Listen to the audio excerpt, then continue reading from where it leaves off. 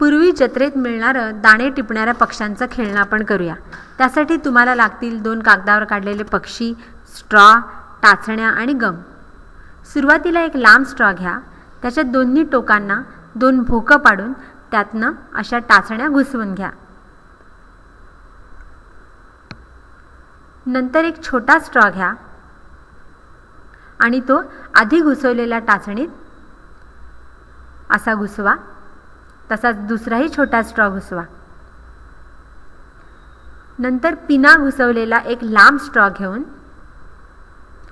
छोट्या टाचण्या त्याच्यामध्ये अशा अडकवून घ्या. ही एक स्ट्रॉची चौकट तयार होईल.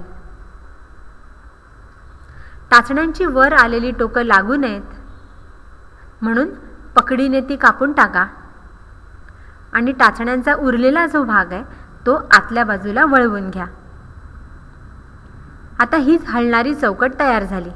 प्रत्येक वेळेला आयताचा समांतरभुज होईल आणि आळीपाळीनी स्ट्रॉ पुढे मागे होत राहतील. आता बाहेर आलेल्या स्ट्रॉंना आणि वरच्या स्ट्रॉच्या मधल्या बाजूला गम लावून घ्या आणि 2 पक्षी आणि दाण्यांनी भरलेली वाटी